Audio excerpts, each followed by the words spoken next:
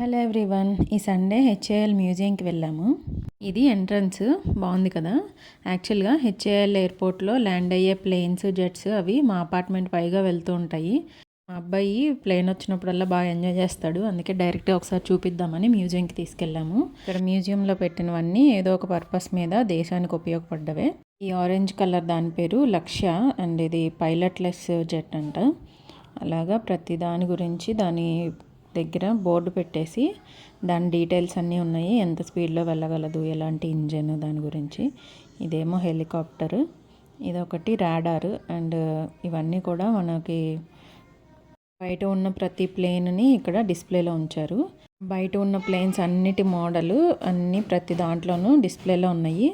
ఇవన్నీ ఏ ఇయర్ నుంచి ఏ ఇయర్ మధ్యలో యూస్ చేశారు, ఎప్పుడు తయారు చేశారు, ఆ డీటెయిల్స్ అన్నీ ఉంటాయి.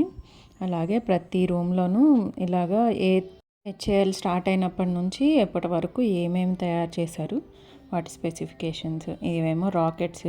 ఇండోర్ మ్యూజియంలోనేమో ఇంజన్స్ అవన్నీ పెట్టారు. అండ్ ఇలాగ పారాచూట్ ఎలా ఓపెన్ అవుతుంది అని ఒక మనిషి బొమ్మని ఇలా చేసి పారాచూట్ పెట్టారు.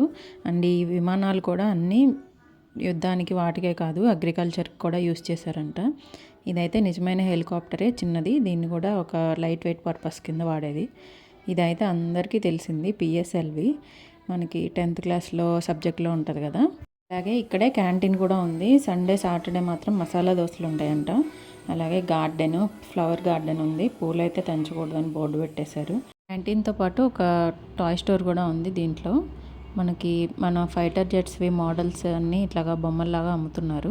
ఇది తేజస్లో ఒక మోడల్ MiG ఫైటర్ జెట్. చెక్క బొమ్మలు కూడా ఉన్నాయి. ఇది కూడా తీసుకున్నాము. కార్ వేస్తే కిందకు రోల్ అవుతూ వస్తుంది. బాగా ఆడాడు మా అబ్బాయి.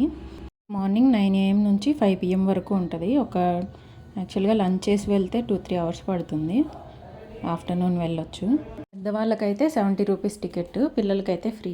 ఫోటోగ్రఫీ ఎలా ఉంది, కానీ వీడియో కెమెరాస్ తీసుకెళ్ళాలంటే దానికి కూడా ఛార్జ్ చేస్తారు. యాక్చువల్గా ఇది గాలి వచ్చినప్పుడు తిరుగుతుంది. దీని పర్పస్ ఏంటో చూడలేదు, కానీ వీడియో తీద్దామని చెప్పి చాలాసేపు వెయిట్ చేశాను. కొంచెం సేపే తిరిగింది అది.